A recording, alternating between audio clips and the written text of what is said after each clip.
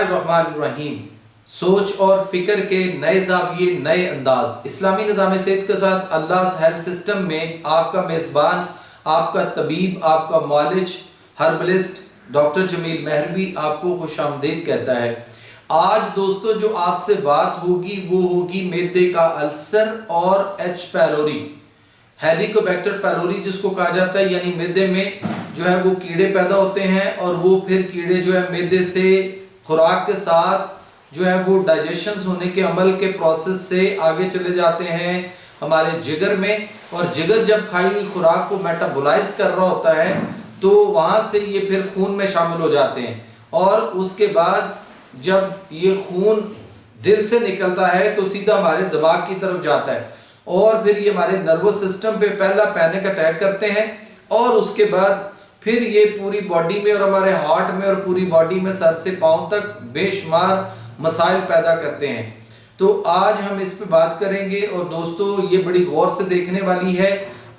मैं बड़े world level की रिसर्च करके आपके लिए जो है ये वीडियो लेके आया हूँ, चूंकि संडे को जो है वो मेरा ऑफ होता है, लेकिन मैंने संडे को आपके लिए बड़ी मेहनत की है और WHO और ग्लोबल हेल्थ काउंसिल अमेरिका और FDA और मुख्तलिफ ऐसे इदारे, मैंने उनसे बहुत सारा डाटा इकट्ठा किया आप लोगों के लिए, और ये दुनिया में बहुत तेजी से फैल चुका हुआ है, बड़ी तबाही मचा चुका हुआ है एच पैलोरी। लेकिन यहाँ पे लोग जो हैं वो, आप भी, आपके घर में भी बहुत सारे लोग जो हैं वो मैदे की दवाइयाँ रोजाना बिला नागा जो है वो इस्तेमाल किए जा रहे हैं। हालांकि वो दवाइयाँ किस कदर नुकसानदेह हैं, कितनी खतरनाक हैं, ये आज हम बात करेंगे आपके साथ इस वीडियो में। तो आइए चलते हैं हम अपने लेक्चर की जानिब। तो दोस्तों हम बात करेंगे आज एच पैलोरी के हवाले से। 1982 में दो ऑस्ट्रेलियाई साइंसदानों ने जो है वो साबित किया कि मैदा और आंतों का अल्सर जो है वो एच पैलोरी की वजह से होता है, और इनको नोबेल प्राइज जो है वो भी दिया गया था। इनके नाम जो है वो ये हैं, एक का नाम है मार्शल और दूसरे का नाम है रॉबिन वॉर्न।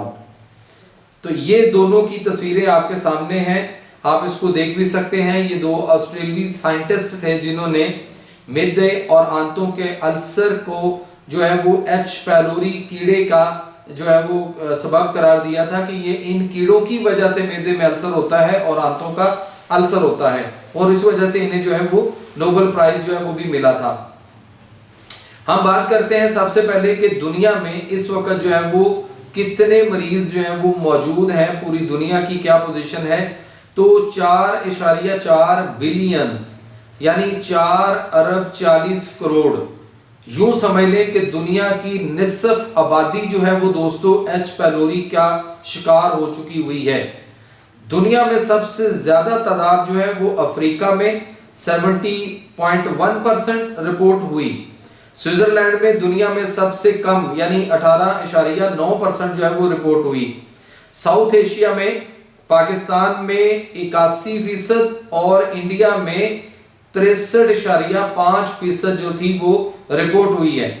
वेस्टर्न एशिया में तुर्की में 77.2%, ओमान में 49.1%, सऊदी अरब में 65.9%, और यूं ये पूरी दुनिया में बड़ी तेजी से आधी आबादी जो है दुनिया की उसको एच पैलोरी जो है वो अपनी लपेट में ले चुका हुआ है और इसको अपना शिकार बना चुका हुआ है।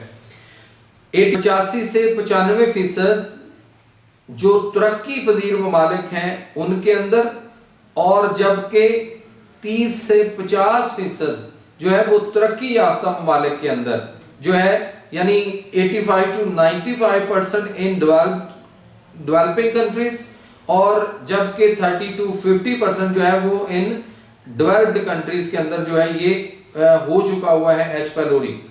बरे आजम एशिया में 54.7% आबादी जो है वो एच पैलोरी का शिकार है। अब मैं आपको ये बताता चलूं कि मैक्सिको, सेंट्रल साउथ अमेरिका जो है इसमें 70 to 90%, अफ्रीका में दोस्तों 70 to 90%, एशिया में 80% से अबव हो चुकी हुई है, 50 to 80%, ईस्टर्न यूरोप के अंदर जो है वो अबव 70%, और वेस्टर्न यूरोप के अंदर जो है वो 30 to 50%, और यूनाइटेड स्टेट और कनाडा में 30%, और ऑस्ट्रेलिया में 20%।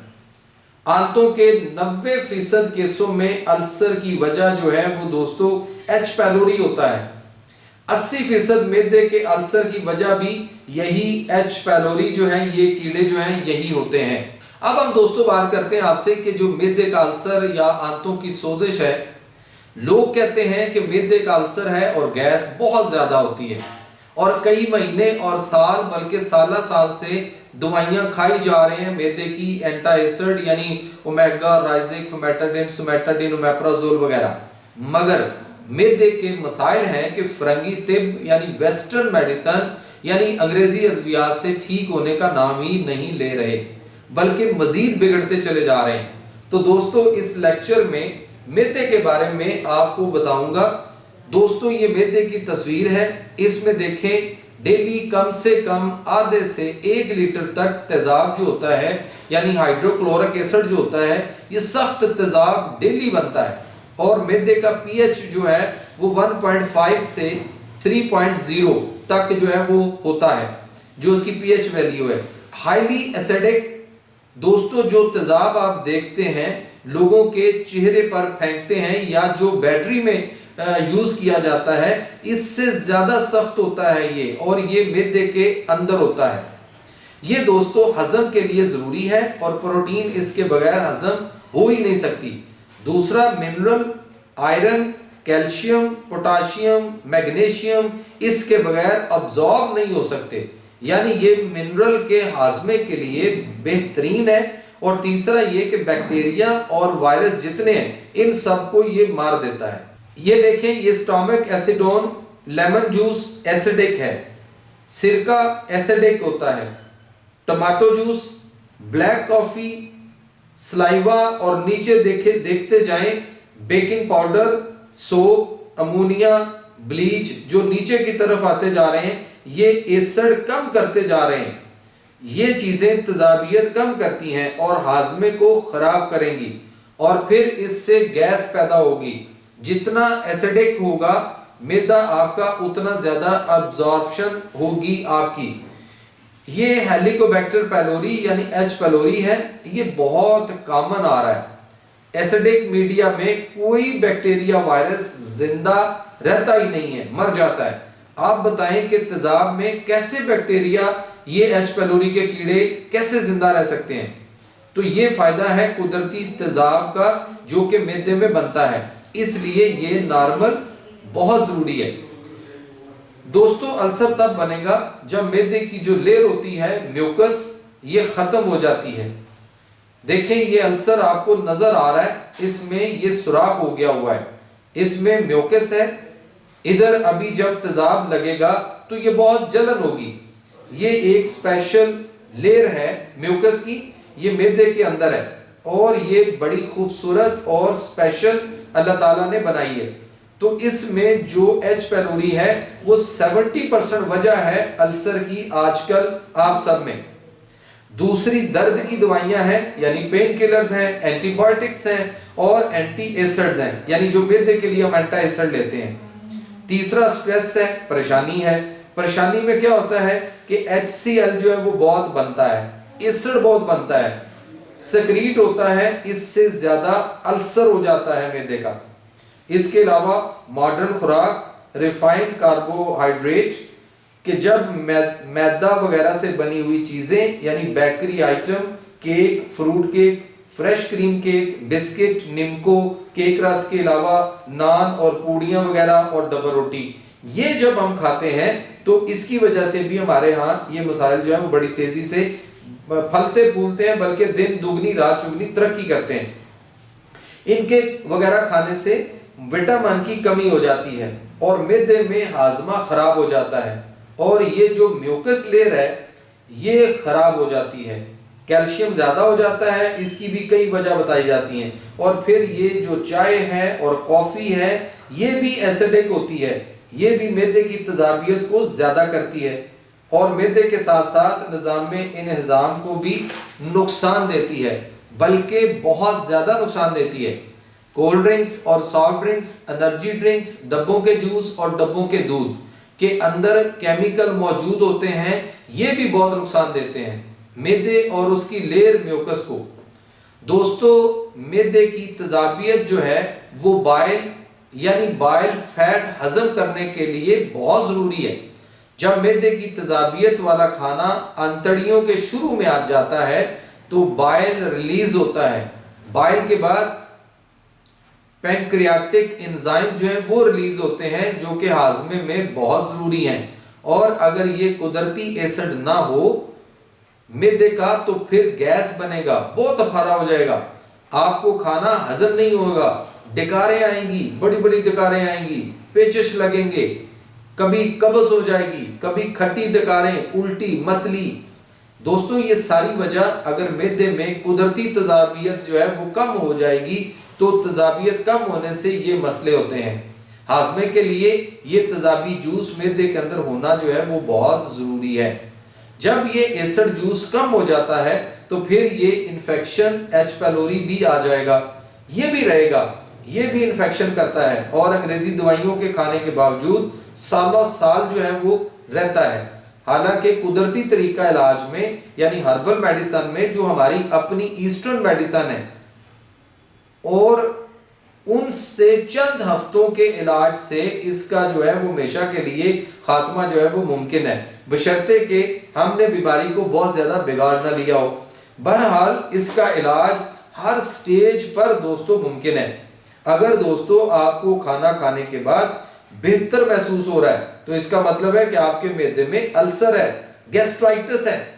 और अगर एच पैलोरी है और एसिड लो है तो फिर खाना खाने के बाद आपकी तकलीफ बढ़ जाएगी, अफारा हो जाएगा, हजम नहीं होगा, डकार आएंगे, गैस हो जाएगी। ये एक आसान सी पहचान है। दूसरा, आजकल एंडोस्कोपी भी होती है, यानी कैमरा अंदर डालकर मैदे को अंदर से न सिर्फ देखा जाता है बल्कि अंदर से मैदे का पीस निकालकर बायोप्सी टेस्ट के लिए भी भेजा जाता है। ये अजियतनाक और मैदे में पीस लेने के लिए कट भी लगाया जाता है जिससे वहां पर जख्म भी हो जाता है और इस टेस्ट पर तकलीफ के साथ साथ जख्म भी काफी ज्यादा और पैसे भी बहुत ज्यादा खर्च होते हैं। इसका दोस्तों बेहतरीन हल क्या है, वो ये है कि आप जो है वो अपने खून का सैंपल देंगे किसी भी लेबोरेटरी पे जाके और उसे कहेंगे कि वो आपका ब्लड से जो है वो एच पैलोरी का टेस्ट करे और बाई एलाइजा मेथड करे और उसमें वो H pylori IgA, H pylori IgG और एच पैलोरी IgM ये 3 तरह का होता है, ये उसको करना चाहिए और उसमें वो आ जाता है पॉजिटिव है और उसके जो है वो उसकी जो तादाद है उन कीड़ों की वो कितनी है।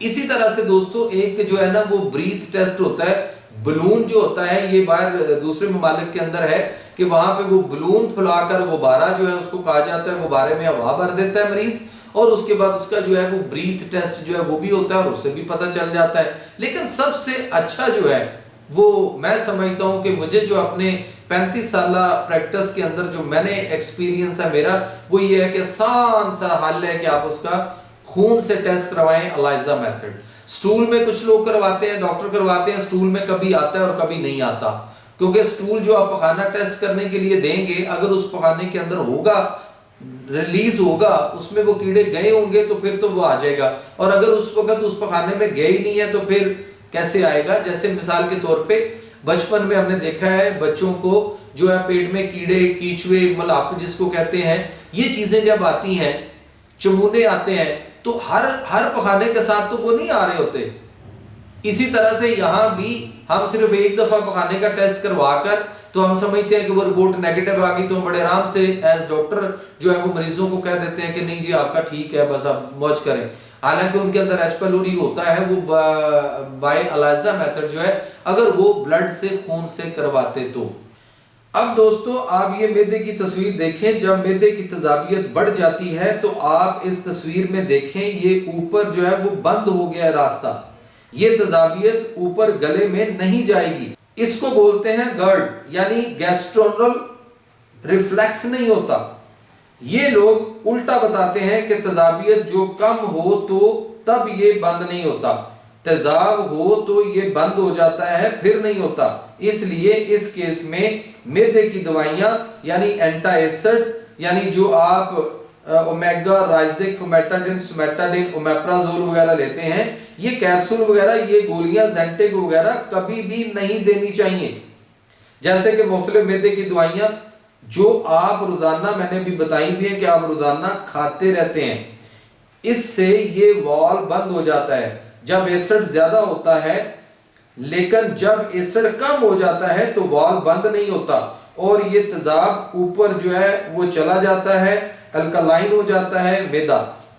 मरीजों को चाहिए कि फौरी तौर पर तेजाबियत बढ़ाने वाली चीजें जैसे चाय है, कॉफी है, स्ट्रेस टेंशन है, आलू गोभी है, मटर है, पालक है, बैंगन है, चावल है, चिकन है, वलैती अंडे हैं, सफेद चने हैं, चने की दाल है, माश की दाल है, उसके बाद सुरख मिर्च का सालन है, आलू के चिप्स हैं, तली हुई चीजें हैं, पिज्जा, बर्गर जो है वो शवारमा है, बेकरी आइटम है, और मसलन फ्रेश क्रीम केक वगैरह जो है, फ्रूट केक है, पेस्ट्री है, बिस्किट है, निम्को है, ड्राई फ्रूट केक है, उसके बाद डबल रोटी है, केक रस है, समोसे, पकोड़े, दही भल्ले, फ्रूट चाट, चाट मसाला, डब्बों के मसाले, डब्बों के जूस, डब्बों के दूध, cold drinks, soft drinks, energy drinks, naan, double रोटी, पूड़ियां और मैदे की अद्वियात जैसे ओमेगा राइजिक, फॉर्मेटाडिन, सोमेटाडिन,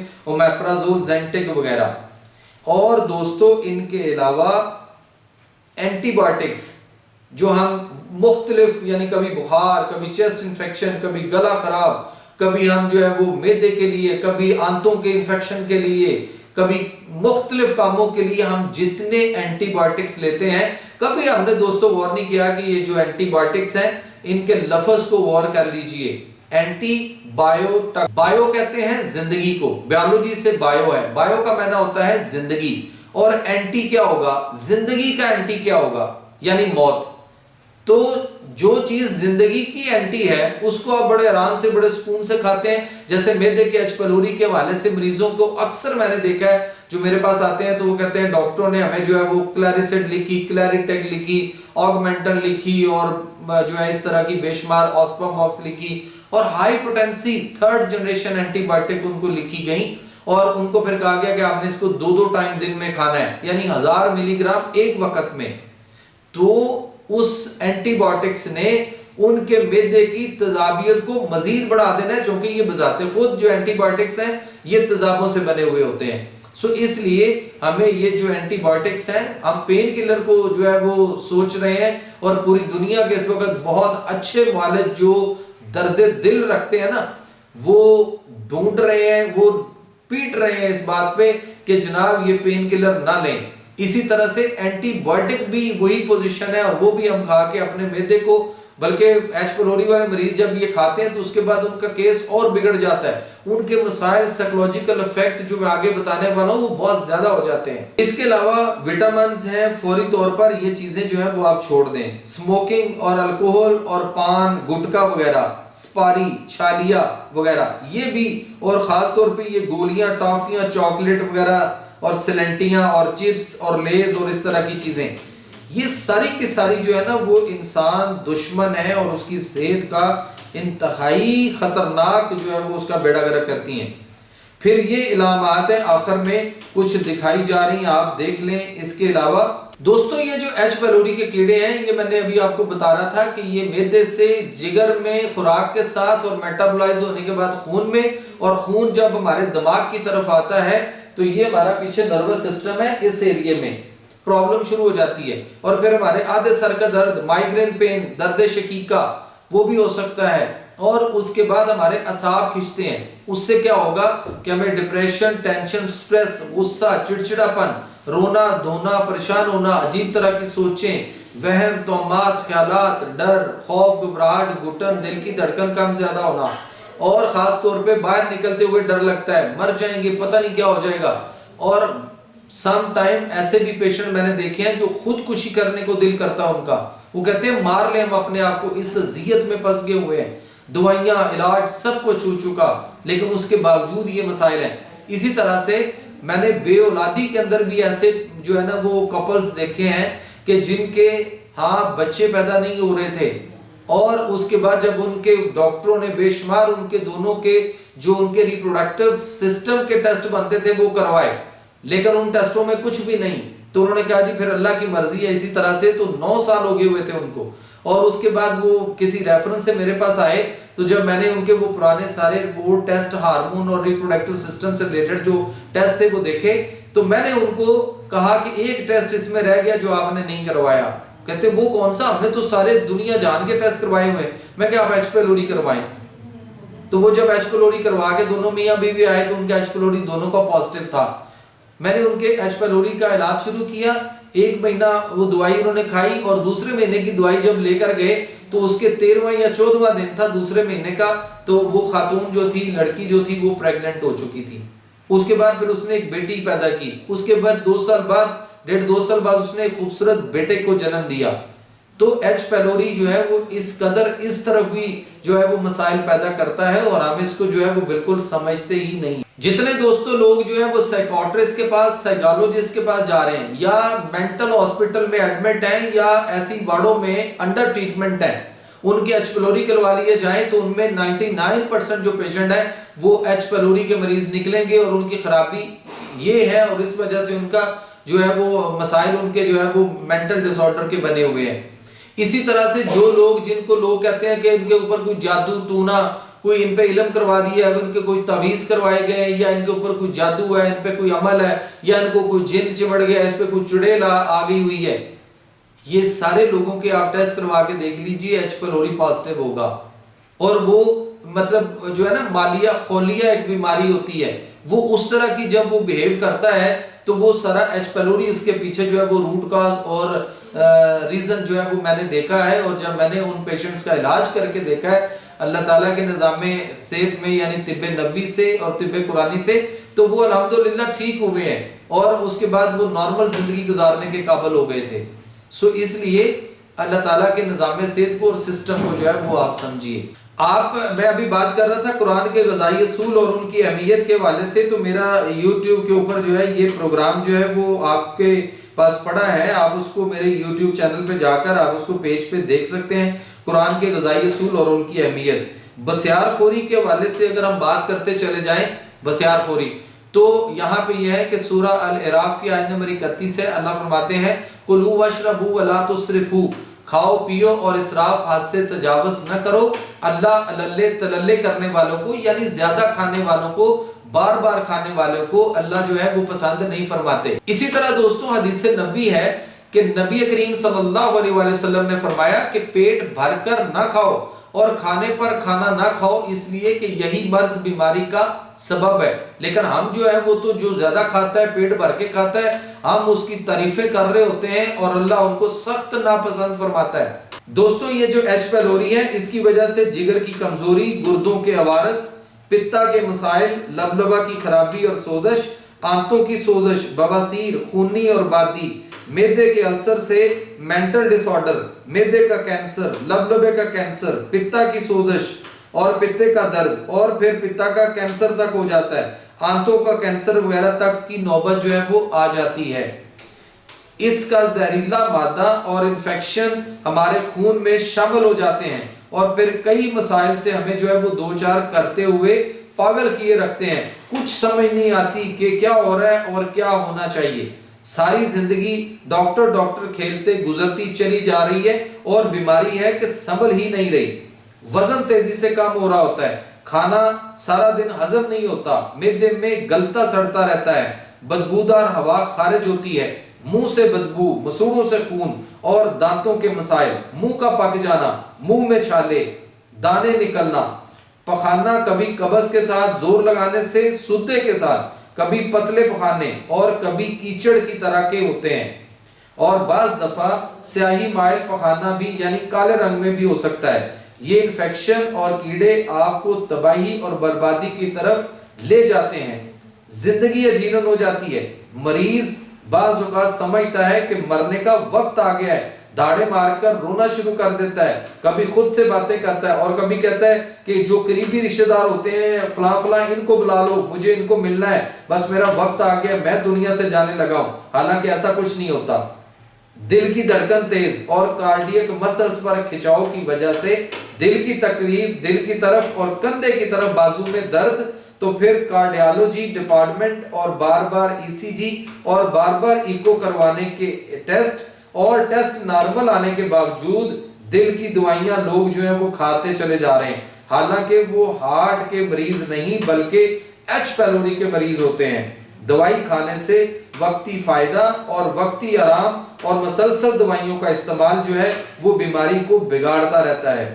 मेरी इस वीडियो को आप बार बार देखें, बार बार सुने, ताकि आप इसको अंडरस्टैंड कर सकें, आपको समझ आ सके और आप मुख्तलिफ जो बीमारियों का शिकार हुए पड़े हैं या होते चले जा रहे हैं, इससे आप जो है वो बच सकते हैं। और इसी तरह इस वीडियो को आप जो है वो दूसरों को, अपने जानने वालों को ज्यादा से ज्यादा शेयर करें और उनको भी कहें कि वो इसको बार बार सुने और देखें, ताकि आपको इससे बेहतरीन जो हेल्थ एजुकेशन अवेयरनेस हमने आपको दी है उससे आप जो है वो कुछ फायदा उठा सकें। कुछ नहीं बल्कि बहुत ज्यादा फायदा जो है वो आपको अगली जिंदगी में जो है वो हासिल होने वाला है। तो अपने मेजबान, अपने तबीब, अपने मौलिज हबल डॉक्टर जमील मेहरवी को इजाजत दीजिए। इंशाअल्लाह अगले किसी प्रोग्राम में फिर आपके साथ एक नए मौजू के साथ, एक नई तहकीक और रिसर्च के साथ आपसे जो है वो बात होगी, आपसे मुलाकात होगी। तब तक आप अपनी दुआ में याद रखिएगा। अल्लाह हम सब का हामी और नासिर हो।